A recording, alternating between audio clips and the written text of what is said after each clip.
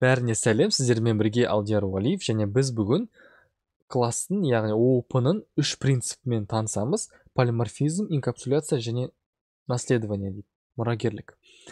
Ал кеттік достар, бірінші наследованиядан бастайық. Ол дегеніміз не? Мысал үшін мынандай класс құрайық. Класс ұл бала деп құрайық. Осы ұл баланың наследование. Қараңыздар достар, біз ұл бала деген класс құрдық. Ол класс human деген жоғарыдағы класстың мұрагері болып табылады. Мұрагер дегеніміз не? Мұрагер дегеніміз бұл класс, ұл бала деген класс, human деген класстың бүкіл методпен свойстволарына доступ ала алады. Яғни ұл бала арқылы біз наларды қолдана аламыз деген сөз. Кеттік достар, тағы да бір айнымалы құрайық. Так. Ұл бала ма деген. Оны true дейік, яғни біз тексереміз қазір бұл бала ма, қыз ба деп. Біз true дедік, яғни біз алдын ала иә деп қойдық. Ақиқат. Кеттік тексереміз. Ұл бала ма.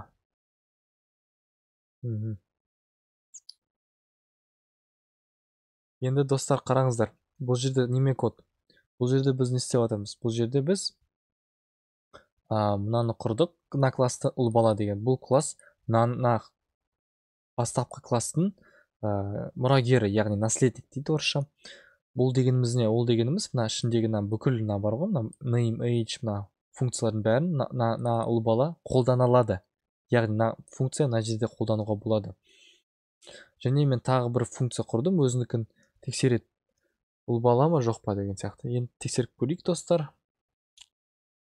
Бәрін алып тастайық, керек емес. Жаңадан құрайық.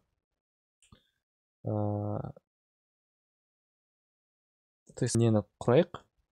Бұл жерде мынаны бит берейік. True дей салайық. Мынау негізі керек емес екен, по идее.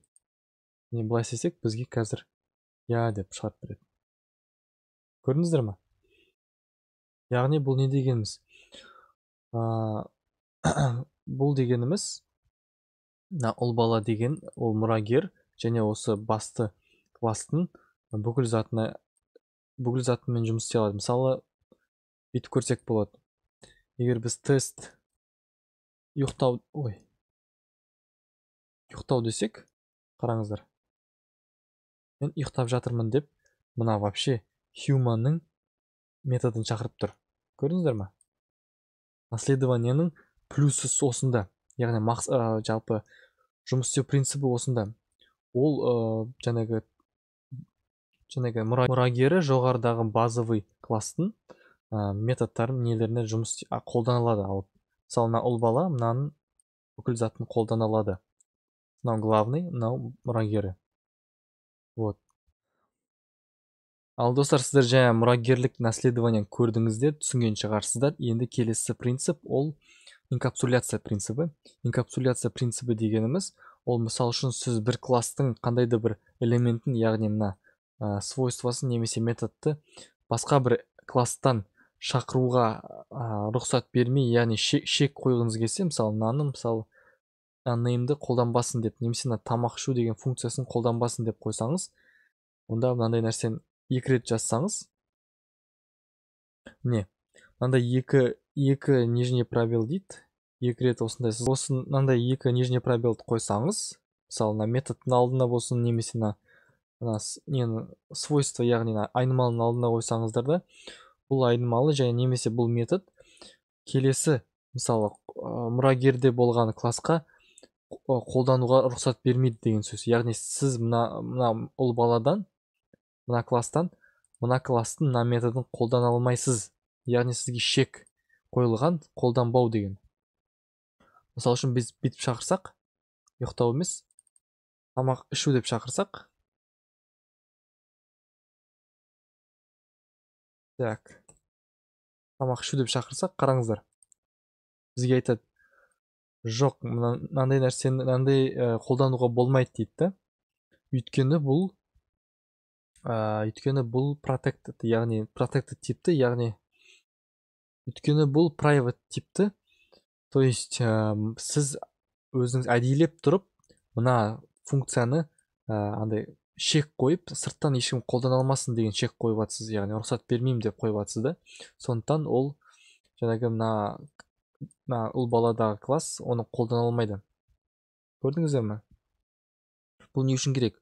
Бұл мысал үшін жаңағы сіздерге сіздің мысалы командада жұмыс істейсіз, командада және өзіңіз жазған классыңыздағы кейбір элементтерді мысалы сырттағы бір сырттағы бір коллегаңыз қолданбас үшін сол класстың сол элементті сіз соны шек қойып қоясыз, осылай ешкім қолданбасын, тек осы класста ғана қолданылсын деп. Осындай екі нижний пробелмен қойсаңыздар жеткілікті.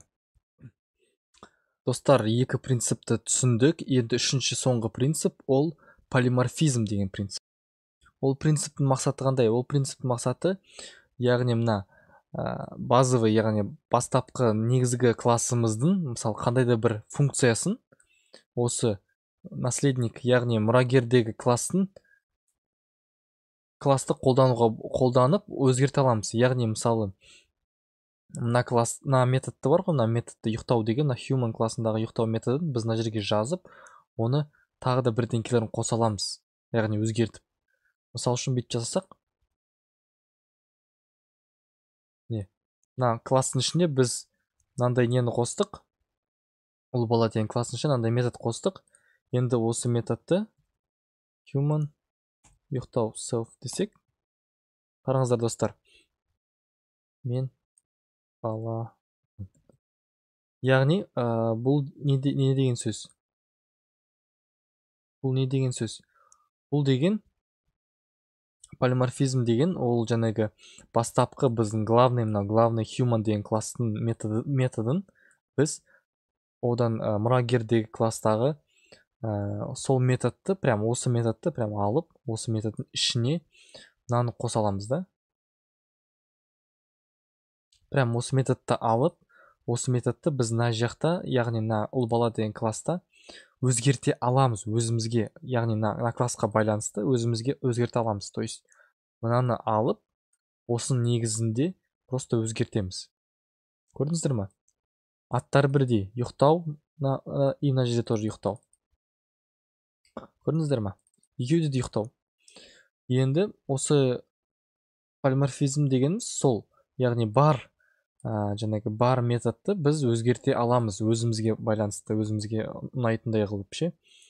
Біз міне не істедік? Біз алдық та осындай құрдық, андай аты ұқсайтын методты құрдық, және human ұйықтау деген осы методты біз шақырдық, айттық, что біз мына методты, ұйықтау деген метод, ана сырта humanның методын просто өзгертеміз деп осыны шақырдық.